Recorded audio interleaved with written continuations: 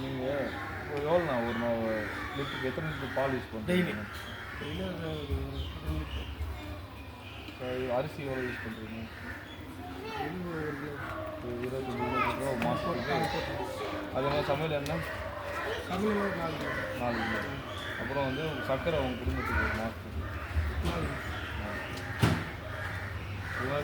வீட்டு மின்சார கட்டணம் எவ்வளோ கிடைக்கும்? அதாவது 5 வருஷத்துக்கு முன்னாடி எவ்வளோ கட்டினீங்க, இப்போ எவ்வளோ கட்டுறீங்க? அப்போ ஒரு 1000 ரூபா கட்டியிருப்போம். இப்போ ஒரு 3000. வீட்டு வரி அதிகமாக தான் இருக்கும். இப்போ 1000 ரூபா கட்டிப்போம். 1000 ரூபா 4000 ரூபா.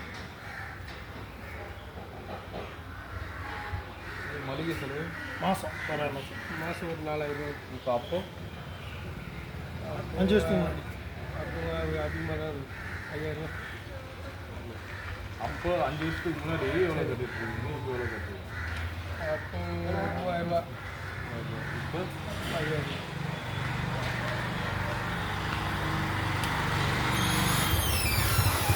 அந்த மடிக்கணினி லேப்டாப்லாம் பசங்க எல்லாம் படிக்கிறாங்க.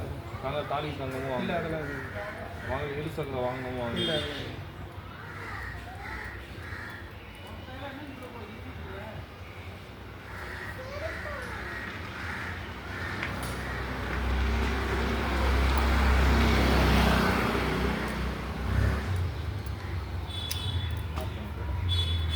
ஆஃப் ஆயிடுச்சா? இல்லை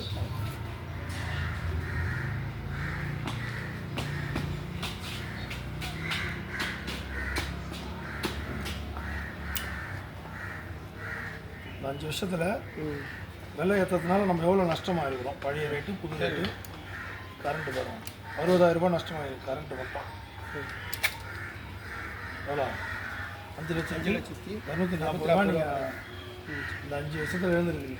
பழைய ரேட்டு, பால் ரேட்டு, புது ரேட்டு, அரிசி ரேட்டு, எண்ணெய் ரேட்டு. இப்போ நீங்கள் அப்புறம் போய் படித்து பாருங்கள். அதிகமாக வீட்டு வரி எவ்வளோ மாதிரி இருக்கும்? 30,000 ரூபாய், 60,000 ரூபாய். 5 வருஷத்தில் இவ்வளோ தான் டிஃப்ரெண்ட் ஆகிருக்கு. நல்லா யோசிச்சு போடுங்க. ஒன்று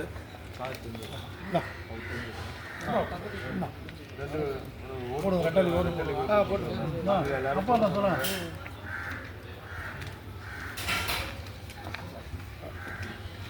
தெரிஞ்சது